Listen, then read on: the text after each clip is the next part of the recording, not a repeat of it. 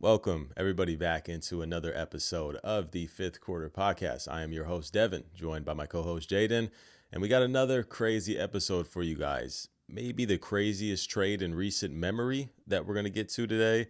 I'm going to go over some of my most anticipated teams I'm the most excited to watch this year. We also got our weekly Pickems that we're going to be doing every single week of the regular season. So a lot of fun things to go over. But you guys know the drill. Before every single episode, we got to go over pregame talk. Toss it over to my man Jaden, and let's see what we got today. Yeah, so today's pregame talk, I'm going to be getting your opinion on the current discourse. I mean, it goes around, every year on Twitter and, sports social media, but it's the discourse that college football is better than the NFL or the NFL is better than college football. I just want to get what's your opinion on that? That's a good question. That's funny that you say that because I did see a thing today that I do partially agree. I'm a big NFL fan over college football. Unfortunately, I used to be really big into college football, not as much anymore, but I still do obviously watch all the big games, watched a good amount of games. This past weekend, we are recording this on Sunday. So a lot of good games happened over this past weekend. But I saw a post that said, your average NFL game is way better than your average college football game, but a 10 out of 10 college football game is way better than an NFL 10 out of 10 football game. So I think I agree with that part of it. I think the electricity of college football, the big time plays, the big time athletes, I think that's so fun. And it's also like there's so many different players and different teams. I think that's why people like college football so much. Obviously, it's all the colleges in the U.S. and it's like, so many different players. There's so many people that are tied to them who went to those colleges or who lived in the same state, whatever it may be. But me personally, I'm always going to be an NFL over a college football guy. I just think it's a better product. You're going to have a lot of bad games in college football. You're going to have Bama going up against these lower schools, and it's going to be a blowout, what it may be. But I think me personally, I'm always going to be an NFL guy first and over college football. I do really want to get back into college football big time because sometimes I'm watching these schools and it'll be like a decently big school and it's like, dude, I can maybe name like a couple players on their team, but that's it. And it's like I want to get to a better spot than that. But yeah, me personally, I'm always NFL over college football. It is super exciting, especially once you get to the college football playoffs, but the NFL is unmatched in my opinion. And I'm sure it's the same with you. I'm sure you're pretty much always going to be an NFL guy over a college football guy, if I had to guess. Yeah, for sure. Yeah. So I'm not knocking anybody. I think they're both obviously great products, but in my opinion, I'm always going to go NFL. And that's funny that you bring that up when you bring up the discourse around Twitter, because before I get into obviously the big meat and bones of the episode, the Micah Parsons trade, I wanted to touch on this real quick. The 2020 class is entering their 6th year in the NFL. And the NFL posted a picture, and it's of all the stud quarterbacks that came out that class. We all know the 2020 class of having some pretty special talents at quarterback: Joe Burrow, Justin Herbert, Tua, Jordan Love, Jalen Hurts, what it may be. And I saw this on the NFL's page, right? And I saw that, and the first thing that came to mind was like, damn, these guys are already going into year 6. Like that is crazy. And these are the top 2 comments. And the top comment has 5,232 likes. The second liked most comment has 3,371 likes. The top comment says, year 6, and only 2 of them have even reached a Super Bowl. And the second comment is, only 1 has a Super Bowl win, by the way.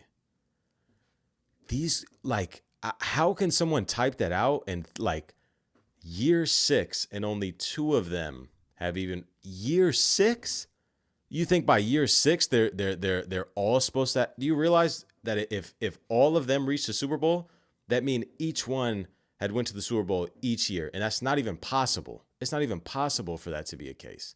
Like, I don't know how these people have these brains and they think like this when it comes to sports. It's like they don't even enjoy watching the game. They just want to sit on here and just be Twitter fingers and want to get likes and do everything they can. It's like I don't get people who think like this. You have this quarterback class has legit possibility to go down as one of the greatest ever. I mean, you have multiple Pro Bowl, Hall of Fame, MVP caliber quarterbacks in a single draft. And they just finished their 5th year, by the way.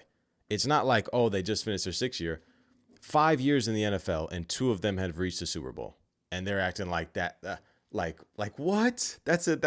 I mean, this is unreal. This is unreal. I can't believe some of the discourse that goes on in the NFL on Instagram and on Twitter, and these are the fans that are watching the game. I can't understand that. I can't understand how someone can type that out and not understand how ridiculous that is. Year 6, and only 2 of them have even reached the Super Bowl. Like, oh my gosh, bro. I can't with online comment sections, bro. They get me so heated because I just can't. I'm gonna move off that before I get any more heated, but I can't believe people consume the sport of football that way. That's unreal to me. I'm gonna get off that before I get going.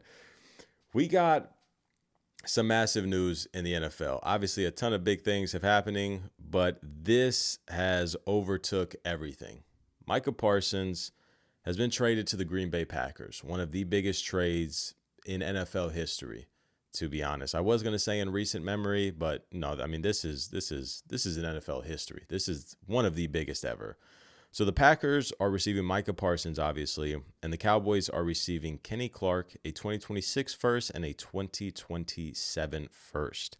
After the Cowboys were not able to come to a deal with Micah Parsons, there was the yearly money that was not met. I think it was about $7 million per year that the Cowboys were not willing to reach. If I'm not mistaken, Parsons got 47 a year, and the Cowboys were only offering 40. So he decided that that's not something that he wanted to do. The full deal that he received from the Packers is a 4-year, $188 million deal with $120 million guaranteed. That is a massive contract, but that's a player that 100% deserves it. This came to a big surprise to me. I did not think that the Cowboys were actually going to trade Micah Parsons. Obviously, that was on the table because their relationship was just in a rough situation. Obviously, Parsons wanted his money, and Jerry Jones is, I mean, I was going to say an odd owner, but just to be honest, he's one of the worst owners in the league, maybe the worst owner. And I'm pretty sure all Cowboy fans are going to agree with me there. But Parsons is a type of talent that you just simply cannot let go. I don't understand that. And then for Jerry Jones to go up there and be like, oh, we needed to improve in the run. And then we get Kenny Clark, who is coming off the worst year of his career where he was specifically terrible against the run. I cannot believe that guy is actually the owner of an NFL team and ruining all fans' hearts in Dallas. So I want to talk about this from the Packers side first, obviously. They are getting a top 10 player in the NFL, period. One of the best players, one of the best edge rushers, I'm just going to say it, that we've literally ever seen. And he's only been in the league for 4 years. I got a graphic here. This is the highest pressure rates over a 4-season span. There is win percentage, sack percentage, and pressure percentage. On this list, Micah Parsons, and this is tracked from 2006 to 2024. So a lot of good edge rushers. People that are on this list: Von Miller, Aaron Donald, Nick Bosa, Trey Hendrickson, Myles Garrett, J.J. Watt, Alden Smith, Khalil Mack, DeMarcus Ware. I mean, we're talking about Hall of Fame level talents on here.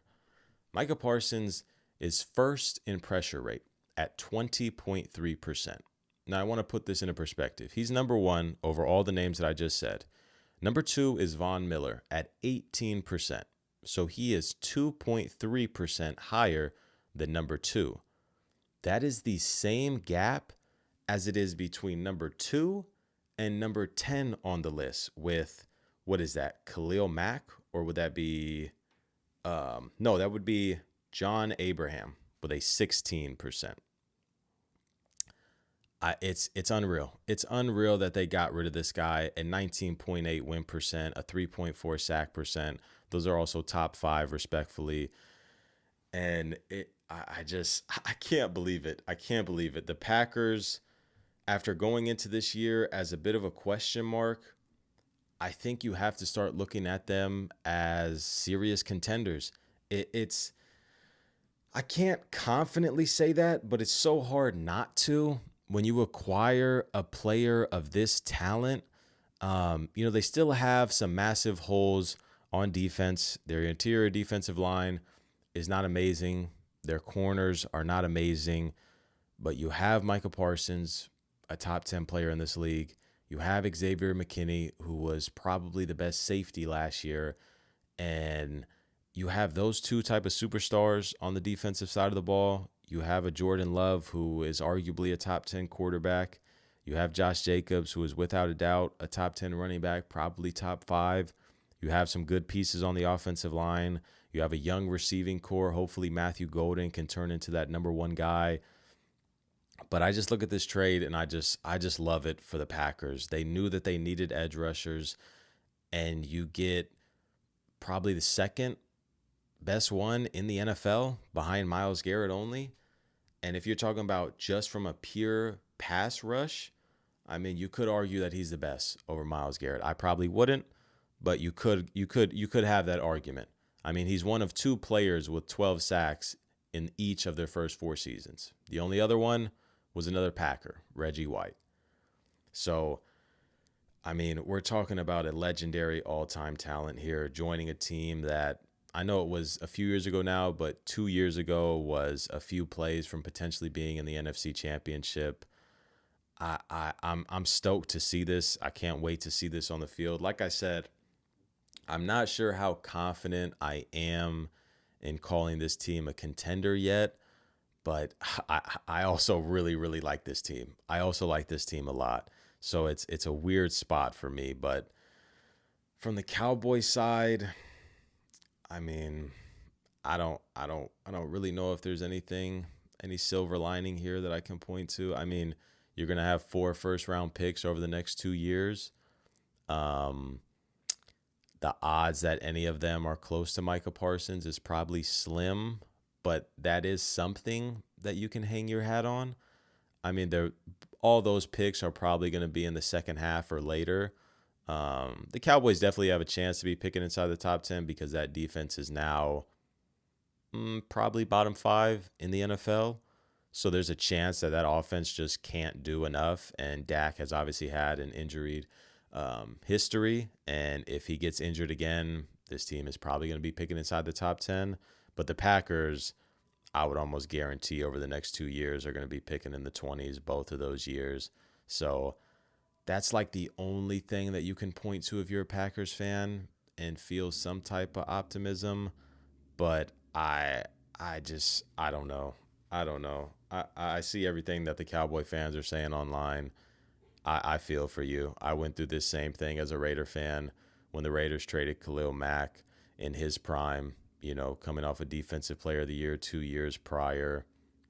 And you have a similar talent like that in Micah Parsons. To see him go, I can't even imagine it. So obviously a huge win for the Packers, not so much for the Cowboys. I want to say, do you think that this puts the Packers in legit contention? If you had to say, like, do you look at them as like a tier 1 team out in the NFC? Is it tier 2? What is your opinion on them acquiring him? 100%. I think they should be looking at themselves as a tier 1 team. I think for them, it should be, their eyes should be on the Super Bowl. I think they're like, really, it all depends on Jordan Love, in my opinion, if he can really take that next step to become, a bona fide top 10 quarterback.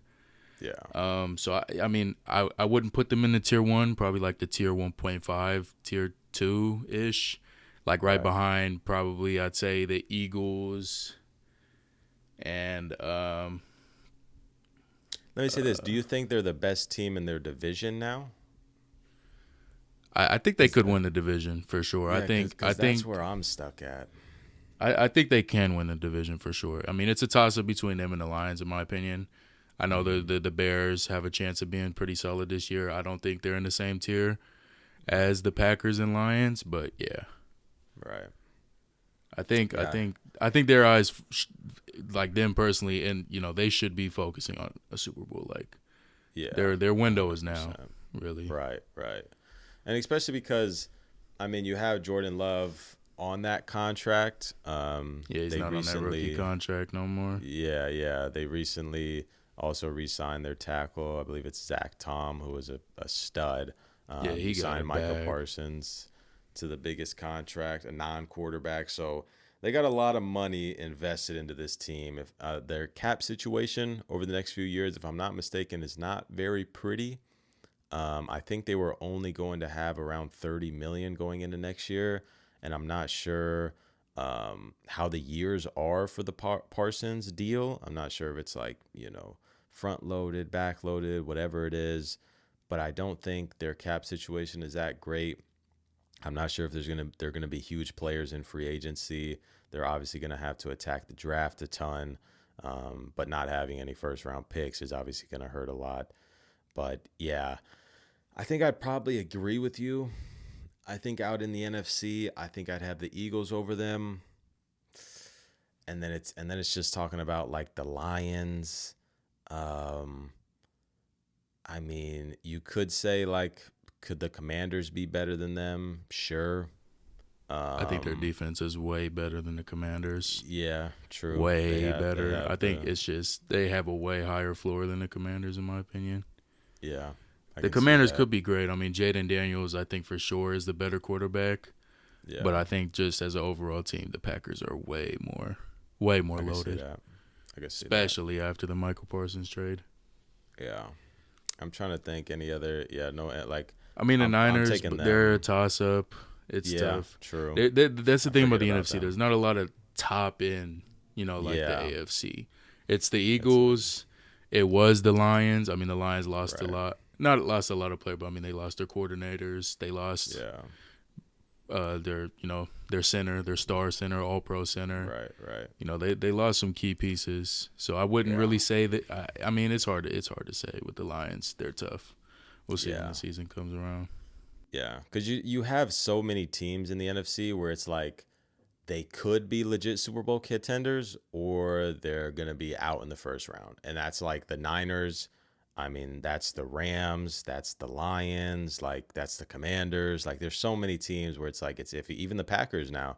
Like, the Packers are a legit team where it's like, yeah, if they end up in the Super Bowl or the NFC Championship, like, I'm not surprised. But also, like, if they play a team like the Rams or the Niners in the wild card and they get knocked out, like, it's also like, I wouldn't be too surprised. But yeah, I definitely think their window is now, and to get a player like that, I mean, like I mentioned, a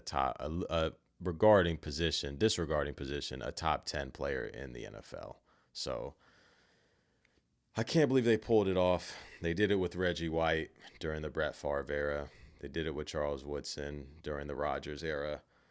And now they're trying it with Micah Parsons during the Jordan Love era. So I know Packers fans are stoked. Cowboy fans, I'm sorry. Anyway, we'll get off that crazy, crazy news in the NFL. Before we get into another big topic in this episode, going over my top 10 most anticipated teams, we're going to have our weekly Pickems. Like I mentioned at the beginning of the episode, we're going to be doing this every single week of the regular season, where essentially we're just going to be picking every single game. We're going to be picking the winners that we think are going to win the game. We're going to keep track of our record throughout the year, see who has the better record at the end of the year from me and Jaden. So I think it'll be a ton of fun. We'll start out with mine. I'll put mine up on the screen so everybody can see my picks. And I'll even just go through them as quick as I can. I got the Eagles over the Cowboys, the Chargers over the Chiefs, the Raiders over the Patriots, the Jets over the Steelers, the Dolphins over the Colts, the Cardinals over the Saints, the Commanders over the Giants, The Jaguars over the Panthers, the Bengals over the Browns, the Bucks over the Falcons, the Broncos over the Titans, the Niners over the Seahawks, Lions over the Packers, Texans over the Rams, Ravens over the Bills, and finally the Vikings over the Bears. That is the entire week 1 slate, and those are my picks. A lot of really good games during this first week, but probably only like 2 that I feel really confident in, and I think that's the Eagles and Broncos. Outside of that, I mean, it's complete toss-ups. I mean, like literally, like I picked some upsets. Like I picked the Chargers over the Chiefs on that Friday night game. What's another pretty big upset that I picked? I don't think I went anything else crazy. You're not super confident over the Bengals over the Browns? Actually, yeah, that's probably one. See, but I say that, and last year, I think the Browns beat the Bengals in that first week. Or no, it was the Patriots. The Patriots beat the Bengals in that first week. Then the year, I remember. The year before that is when the Browns beat the Bengals, where it was like both of those games we went into and we're like, yeah, the Bengals should easily beat that, and they lost to both those teams. So it's like, I want to, but at the same time, the Bengals lost a lot of games last year where I thought they would win. So it's like, I think the Browns are for sure going to be a bottom 3, bottom 2, bottom 1 team in this league. But the Bengals, I'm sorry, they scare me. So I think as far as for sure games, I think the Eagles over the Cowboys and Broncos over the Titans, I think are the only ones that I'm super confident. And I guess, like I mentioned, now that I look at it, I think I only took one upset. Maybe the Jets over the Steelers is considered an upset. That's I'm talking about sure big upsets. upsets. Oh, big upsets. Because I picked the Raiders. I'm pretty sure the Patriots are favored by a little bit. I think besides that, yeah, they're all toss-ups. But that's the good thing. Like I mentioned, these are all really good games. Like they're all going to be really close. So we'll just have to see. Those are my week 1 picks. Like I mentioned, I'm going to put those up on the screen so you guys can see. And then Jaden, I'll put Jaden's up on the screen right now. He also picked his teams. And you can go ahead and go over those. Let them know your thoughts and whatever. I picked the Eagles over the Cowboys, the Raiders over the Patriots, Colts over the Dolphins, Washington over New York, Bengals over the Browns, Denver over Tennessee, Green Bay over the Lions, Buffalo over Baltimore, Chicago over Minnesota, Houston over the Rams, San Francisco over Seattle, Atlanta over Tampa Bay, Carolina over Jacksonville, Arizona over New Orleans, Pittsburgh over the Jets, and Kansas City over the Chargers. Sure. And, yeah, my locks for those, I'd say for sure Denver over Tennessee. Mm-hmm. I know you lock Philly over Dallas. It's an in-division game. I could see Dallas coming out. I mean, their defense is bad, but I could also see a world where Dallas just comes out and just shocks the world after, all this stuff going on with them. Definitely a possibility. I'd probably say that's a lock though. Although with saying that, I think another lock though for me is Arizona over New Orleans. I think New Orleans is going to be really bad this year. That's kind of. I think Arizona's a very respectable team. Yeah, I think they could fight for that. I mean, they could fight for the first seed in the West. Honestly, I mean, with how iffy the Niners and the Rams are. I think they could be in that contention for the first seed in the NFC West. That's true. That division does have a really high floor. Like I think the lowest wins that I could see, I think the Cardinals and Seahawks are probably towards the bottom as long as everybody stays healthy. I think the Cardinals and Seahawks probably have a floor obviously realistically everybody's floor is super low. But I could see them being like a 7-win team, 8-win team is like the floor in that division. And then everybody else is like 9, 10, potentially 11. So, yeah, it's a for sure competitive division. But, yeah, I agree with those. Locks. I keep on saying only the Broncos and the Eagles. And then, yeah, you keep on looking at it. The Cardinals over the Saints definitely I do think is a lock. Yeah, the Saints are just a bad team. Yeah, but outside of those, I Spencer think Rattler's first. Is this Spencer Rattler's first start? I don't know. He no. started He some played. games He last played year. last year. I'm He's tripping. actually, if I'm not mistaken, I think he's like 0-6 as a starter. So that trend will probably, unfortunately, continue. Um, but yeah, those Yeah, are yeah. week one Started pick'ems. 6 games. So, like I mentioned, we're going to be doing this every single week. We're going to be keeping track of our records. We're going to talk about them each episode, see what we got right, see what we got wrong. Very sorry if we did not pick your favorite team. We both picked our favorite teams. Obviously, I got the Raiders over the Patriots, and my boy Jaden got the Falcons over the Bucks. I did not match him on that same energy, You know what? unfortunately. I think New England probably beats Oakland. Now that I Here think we about go. it. Here we go. Here we go. But I do think it is going to be a toss up with Atlanta and Tampa Bay in that division. I think I actually did That's gonna be a pick real tone Atlanta. setter for our season. I think. Yeah. That's a great game to start out the It's year. a big test in division. Obviously, you're pretty much your only division rival, as far as not only division rival, I don't mean it like that, but the only team that you're probably competing with for that first place. Um, Obviously, the Yeah. Buccaneers are more proven, you know, winning a playoff game 2 years ago, last year, unfortunately falling to the Commanders, but you know, they've been that team in that division for a few years now, even dating back to Brady, obviously. So yeah, big game for sure, and a big year for the Falcons. Um, but yeah, those are our week one pick'ems. Let us know what you guys think down below in the comments, and we'll go ahead and move on to the main topic of this video, and that is the top 10 teams I am most excited to watch this season.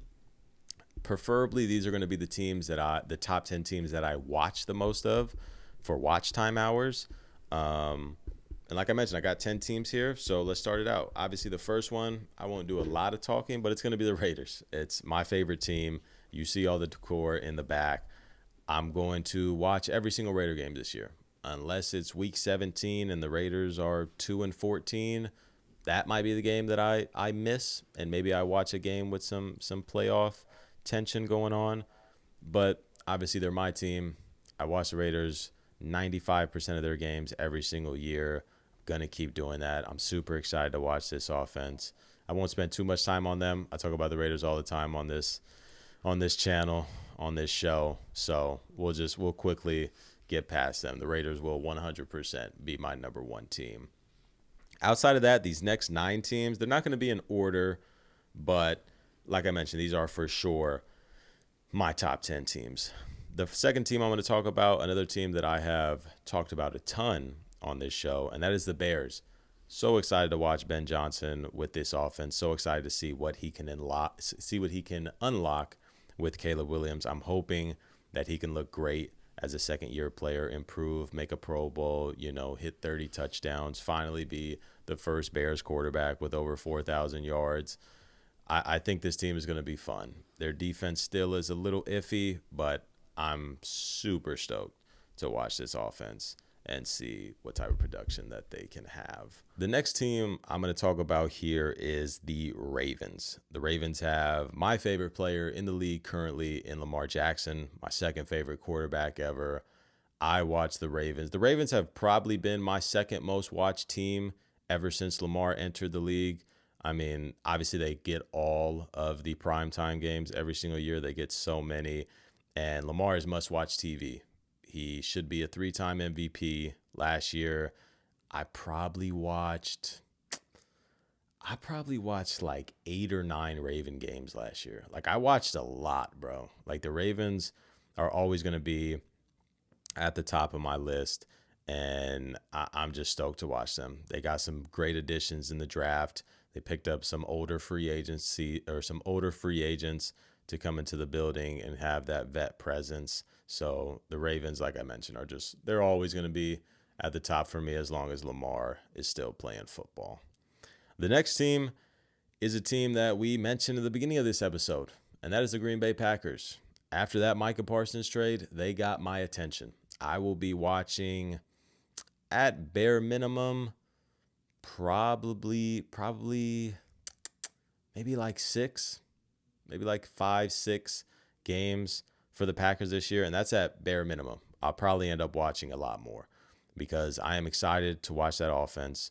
Hopefully Matthew Golden can turn into that wide receiver one. I'm excited to watch that defense with Micah Parsons and Xavier McKinney. To, you know, I know Xavier McKinney only had one season last year, but damn, he was so good, man. I wanna say like two top 25, two top 20 defensive players in the league because Xavier McKinney was that good last season. But needless to say, I'm excited to watch the Packers play some football this year.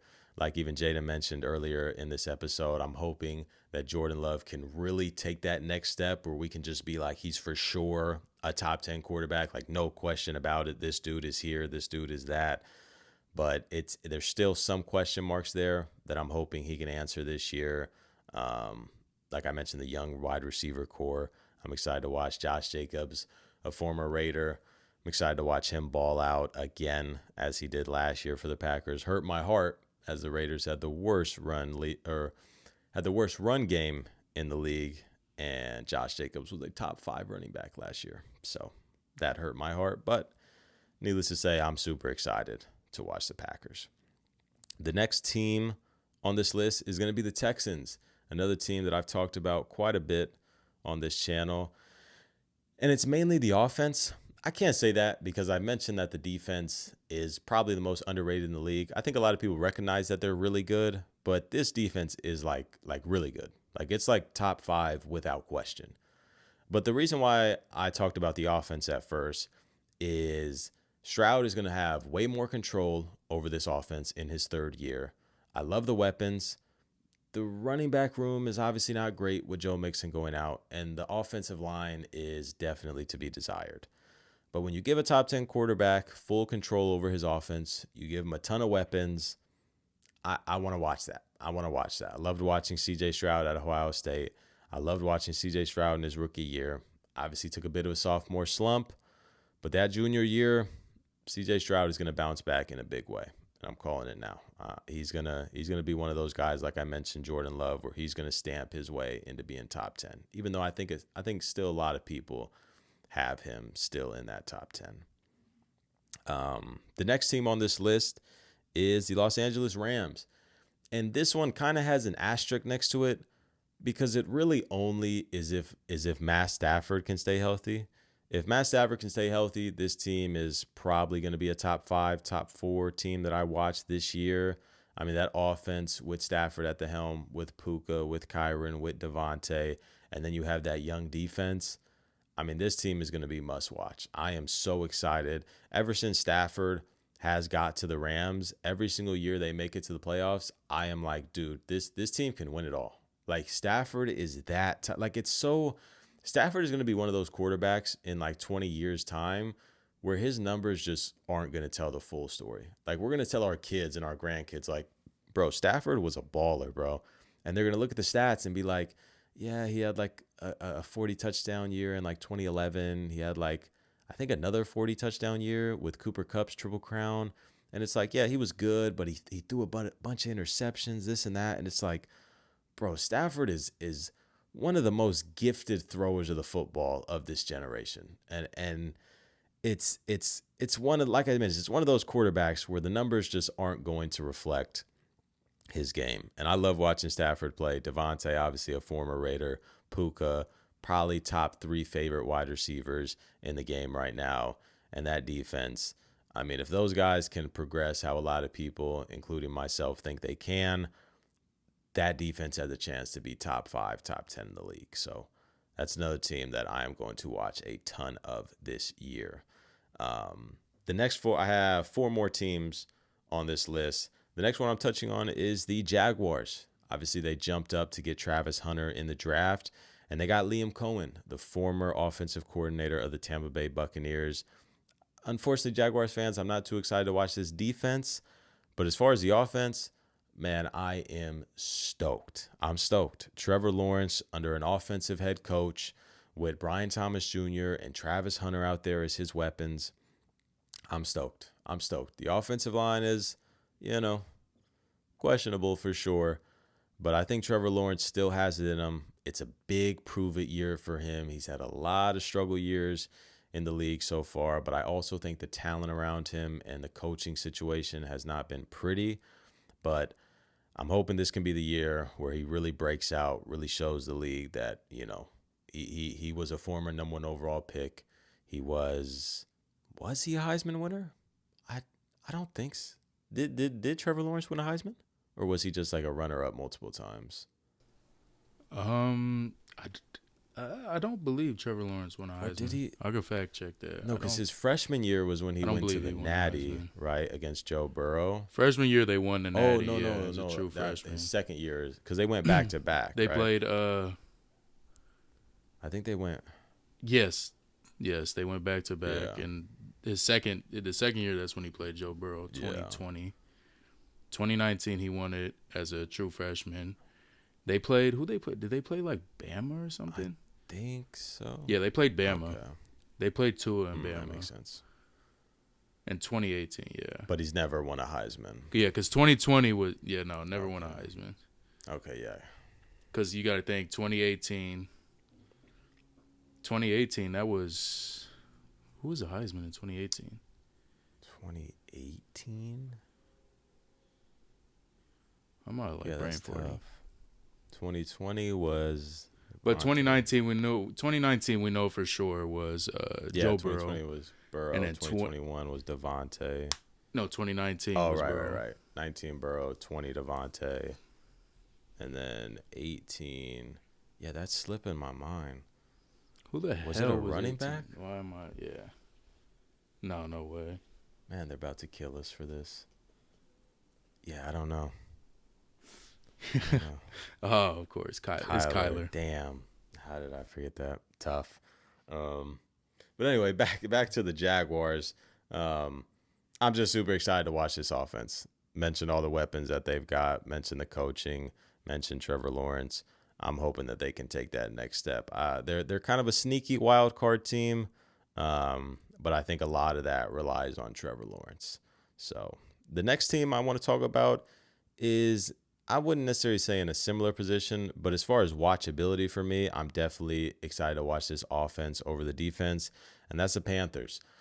I have a ton of faith in Bryce Young. I've been a huge Bryce Young fan ever since he was drafted.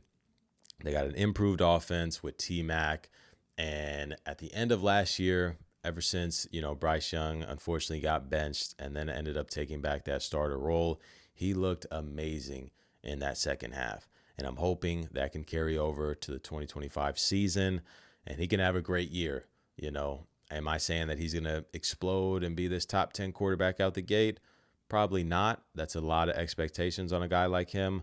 But as long as he can keep growing and keep making strides as a quarterback, and he can, let's say he throws for like 25-ish touchdowns this year, I think that's a win for the Panthers because this team is still really bad. It's not in the position where they want to be yet, but they keep on going in the right direction, and I think that's all you can do, especially when you believe that you have your guy at quarterback. So Panthers for sure are going to be a team that I'm really excited to watch. My last two teams. Charity pick there. Come on. My last two teams, speaking of that, I'm going to cater to Jaden here, man. I am excited to watch the Falcons. Better. We got 5 primetime games this year. Come on, man. Yeah, that's at least 5 games in your pocket right there. I'm excited to watch the Falcons. I'm excited to watch this offense. Defensively, not really, but they did pick up 2 edge rushers in the first round this past year, so I'm excited to see how they look as rookies. I'm not sure if they're going to look amazing just because they're both kind of, project type of players, but I'm still excited to watch them. The offense is really the main course here. You have Penix in his first year, or in his first full year of starting. You have Drake London, you have Bijan, you have hopefully Pitts, who can take that next jump. Obviously, Kyle that rookie Pitts year contract was great. year, baby. 1,000-yard season incoming. We'll have to see, but I do think Pitts is going to have a great year under Penix. You have Darnell Mooney, obviously, and, obviously it was college, but the last full year we saw of Penix when he had weapons around him in Rome Odunze, Jalen McMillan, Jalen Polk, he looked damn good. So you give him an offense with that amount of talent and that amount of NFL talent, Bijan, a top, 2, 3 running back, however you look at it. Drake London, I think, is a top 10 wide receiver without a doubt. Kyle Pitts, I don't know if he's top 10, Top but 5 tight end. he's got a ton of talent for sure. And then Darnell Mooney, especially after last year, one of the better wide receiver twos in the league. So the Falcons are for sure going to be a team I watch a ton this year. And the last team I'm going to touch on, the Washington Commanders. Self-explanatory there. Jaden Daniels, one of the most exciting players to watch last year. The Commanders, again, last year were one of the teams that I watched a ton of, and I didn't expect that going into the year. You pick up Deebo Samuel. You got the running back in Bill Krosky-Merritt. You pick up Laramie Tunsil from the Texans. Terry McLaurin finally agrees on a contract. So this offense should be exciting. Jaden Daniels in year 2, getting some MVP hype. The defense, I can't say I'm super excited, but they do have a lot of talent, and the defense was surprisingly, pretty decent last year, even though the talent did not replicate that. But, they played as a whole. Dan Quinn had that team playing really strong together. So I think year 2 under Jaden Daniels, under Dan Quinn, I'm excited to watch the Commanders play some football again. So that's going to be my last team that I touch on for my top 10 most anticipated teams that I'm excited to watch this season. Outside of the Falcons, what would you say are like, and even if you don't have a number, like, 3 or 5 or whatever, just what are some teams that are definitely going to get, let's say teams you're going to watch like over 5 or so games of this year? Yeah, I mean, for sure. I mean, it's the same thing every year. Like the Raiders, that's a team I end up watching a lot just because it's a local team. They're always on TV, easy to access. You don't got to use, a sketchy website to watch them. It's always nice to talk shit to Devin, too, when, they're doing bad. I mean, by default, the Chiefs, of course. I mean, they got, record-tying amount of primetime games this year. Right. Packers, for sure. Excited to see how their season's going to look. I like the Bengals. Bengals are up there too. Bengals are going to be an exciting team. Like, explosive offense. I love watching the Bengals play. Niners, of course, another local team. Interesting to see how their season goes. I mean, it's pretty basic picks. Nothing too crazy, other than obviously my team, the Falcons. Is there any team that you're like that's more so like under the rate, like a Titans with Cam Ward? Like, is there any team that's like? Yeah, I think for sure the Saints. Probably I'm gonna get in a. No, I'm joking. But any team, a team, It's a team that's like kind of. I'd say the Cardinals. I mean, they only have 2 primetime games this year. Okay. I think they'll be a pretty entertaining watch. Yeah. Okay, I can see that. That's a good. Yeah. I'd say probably the Cardinals. That's an under the radar pick that I might watch a lot of games of. Like, I'm not gonna lie, I'm probably not going out of my way to watch a lot of Panther games. I'll be honest with you. Yeah, I mean, Jaguars I'll catch, every now and then. Right. But I mean, the one primetime game that's gonna be really tough to get a whole lot of watches in with them. Just because I'm a Falcon fan, I'm having to find my ways around the internet to watch a lot of their games. So it gets tough watching these. It may be a little bit of bias towards me as well because Brian Thomas Jr. was my first round pick in fantasy this year. So I think that kind of plays a bit into it. I definitely want to watch a ton of Jaguars games, and hopefully he wins the Triple Crown and goes for 2,000 yards. But only a man can dream. Anyway, let us know your guys's, some of your teams that you're super excited to watch this year outside of your favorite team, obviously. And that's the bulk of the episode. Let's get on to off the field. We only really got one thing to talk about, and it's the one thing we have been doing nonstop for the past 48 hours, and that is playing NBA 2K26. It has been a pretty good drop. Outside of not being able to play for like the first hour and a half when it did drop, it's been really fun. We've been having a ton of fun on the park, a ton of fun in the rec. We got some cousins and some friends that have hopped on, and it's been an overall enjoyable experience, especially after how, you know, I don't even think terrible is the word. I think you got to use a much worse and nastier word to describe 2K25. But 2K26 has been a lot of fun. I've been enjoying it, been shooting like crazy. I think we're 29-0 in the park. So yeah, we're pretty decent. 1 through 10, Jaden, I'll let you give yours. What would you rate this 2K so far in the first, 2.5 days that we've played? Off rip is probably like an 8 out of 10, bare minimum. Yeah. I mean, it's one of those, bro. It is real. Like I haven't played a 2K and had this much fun out the gate in a long time. Like even like 2K24, I enjoyed a lot. 2K23 was solid. 2K22 was all right. Like those were cool games. Even like some of my favorites ever. Like 19 is my favorite 2K of all time. Like obviously I was younger and wasn't as good as I am now at 2K. But I can't remember the last time really any game I've had this fun at the launch of. I mean, it's been a ton of fun, bro. And hopefully they don't change too much. I think there is some things that they need to patch. I think the steals are really bad. I think blitz steals are okay when you put yourself in good position as a defender and the offensive player puts himself in bad positions. But the steals are really bad this year. Shooting is great. Don't touch it outside of please ban people who are cheating. Please. We played a guy. I can't believe I'm going to admit this. Do I say this? Yeah, I'm going to say it anyway. Fuck it. We played a rec game, and this guy scored 91 points against us. And we lost by like 20 or something. And what's crazy about this, he went like 23 of 25 or something crazy like that from three. I'm like 95% sure he was zenning. But like we had a crazy good offensive game and it just didn't matter. Like we went for I think 96 points. I think I had like 30 points, 10 assists. I think even Jaden had a super good game shooting. I think he hit like 6 threes or something. Like we had a crazy good game offensively. And this dude just came down the court and greened every single three. That shit was crazy, bro. I literally have never seen that. Like I said, I'm like 95% sure the dude was zenning. But as long as they ban cheaters and fix steals a little bit, buff them a little bit, I think this 2K could be legendary.